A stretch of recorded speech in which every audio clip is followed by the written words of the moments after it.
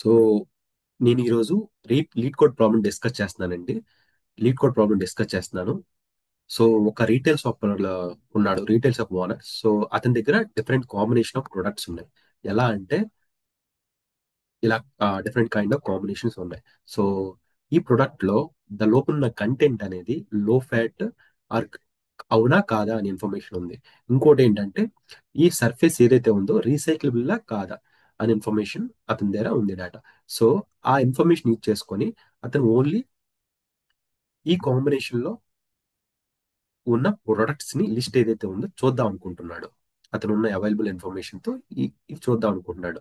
మనం అది sequel query రాసే ముందు మనం ముందు ఎక్సెల్ తెలుసుకుందాం ఎలా చేయాలని. సో ఈ హ్యాజ్ ఎ ప్రొడక్ట్ టేబుల్ ఉంది. దీంట్లో ప్రొడక్ట్ ఐడి ఇన్ఫర్మేషన్ ఉంది. Product ID and low fat and recyclable. ఈ ప్రొడక్ట్ ఐడి ఏదైతే ఉందో ఇది describe about what are the products. అతని దగ్గర ఉన్నవి ఏదైతే ఉన్నాయి ప్రొడక్ట్స్, ఆ ప్రొడక్ట్ ఇన్ఫర్మేషన్ అంతా ఉంది. దీంట్లో లో ఫ్యాట్ అంటే ఈ ప్రొడక్ట్ లో ఫ్యాట్ అవునా కాదా అని ఇన్ఫర్మేషన్ ఉంది. దీంట్లో రీసైకిలబుల్ అనేది అవునా కాదా అని ఇన్ఫర్మేషన్ ఉంది. సో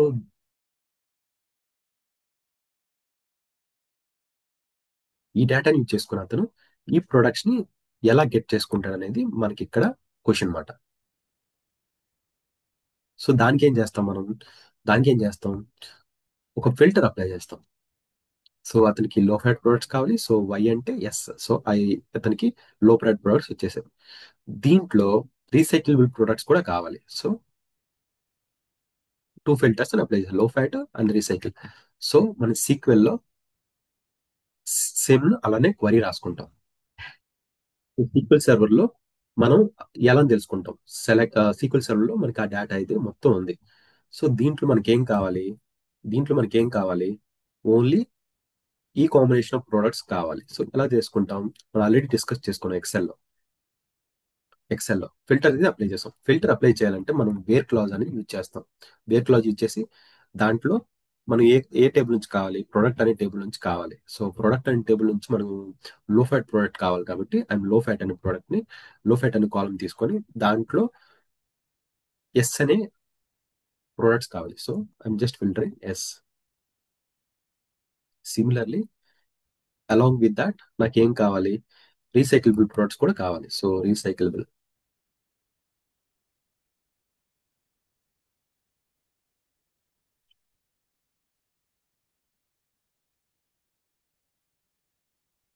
సో రీసైకిల్ ప్రొడక్ట్ వచ్చాయి. బట్ మన ఎక్స్పెక్ట్ అవుట్పుట్ ఏంటంటే ఓన్లీ ద ప్రొడక్ట్ ఇన్ఫర్మేషన్ కావాలి. ఈ don't want low fat and recyclable columns. So ఎలా తెచ్చుకుంటాం, పిఎన్ఏ టేబుల్ నుంచి ఓన్లీ మన ప్రొడక్ట్ ఐడియా కావాలి. సో ప్రొడక్ట్ ఐడిని సెలెక్ట్ చేసుకుంటున్నాం. If you hit execute you can able to see the 1 3. So this is our expected output. So మనకి ఇప్పుడు ఏదైనా సీక్వెల్ క్వరీ రాసే ముందు ఎక్సెల్ చేసుకొని మన సీక్వెల్ క్వరీ రాస్తే అది మనకి బ్యాక్ ఎండ్ ఏం జరుగుతుంది, సో దట్ మనం ఈజీగా రాయగలుగుతాం. ఎనీ ప్రాబ్లం స్టేట్మెంట్ వచ్చినా సరే మనకి ఈజీ అవుతుంది రాయడానికి. ఓకే, ఈ కంటెంట్ మీకు నచ్చితే సబ్స్క్రైబ్ చేసుకోండి, లైక్ కొట్టండి. ఈ కంటెంట్లో మీకు ఏం నచ్చిందో మీ ఒపీనియన్ కామెంట్ సెక్షన్లో రాయండి. Thank you.